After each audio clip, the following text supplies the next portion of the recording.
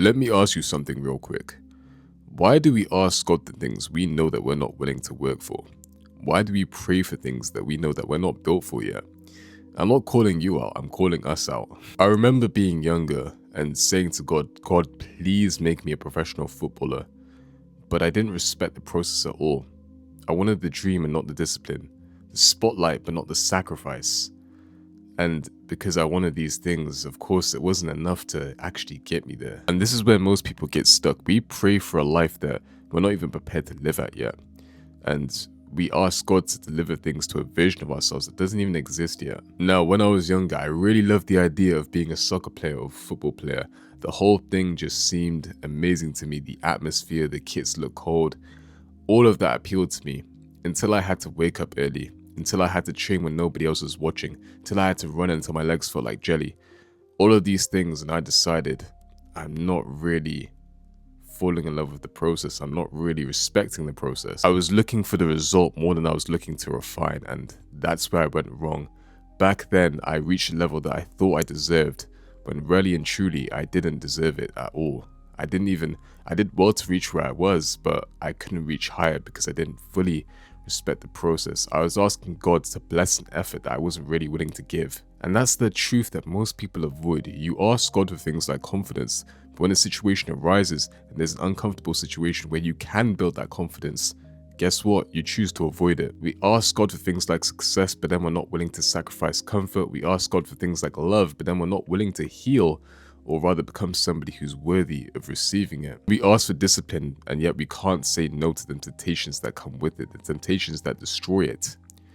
People seem to think that God delivers outcomes like Amazon Prime, but that's not the case. I wholeheartedly believe that He provides you with opportunities that require you to step up, change, grow into the person who you're meant to be. God will not give you anything that He knows will break you.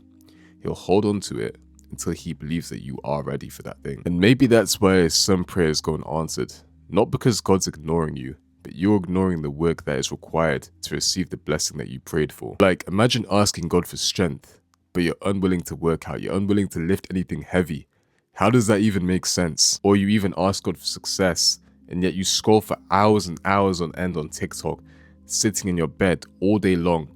Or you ask God for understanding, and yet all you do is talk, all you do is be proactive. You can't sit still, you can't do anything. So you ignore the things that He is saying as well as the things that He isn't saying. I think you see what I'm saying now.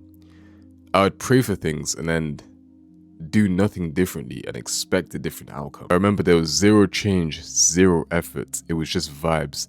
I was just waiting around for God to just bless me magically and flip my life around for me. But He definitely does not bless laziness. He blesses movement. He blesses healing. He blesses growth.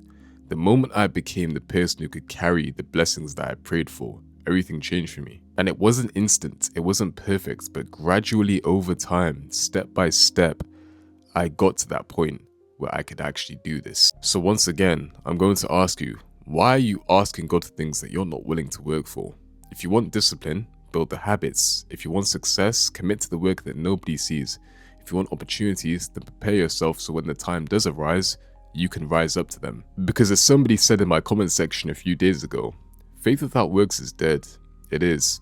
The way God designed us, the way God designed this world is that our hands need to be working. They do. Our hands need to be working whilst our heart is believing. So if younger me could hear this right now, he'd understand why football didn't happen. It wasn't God's fault.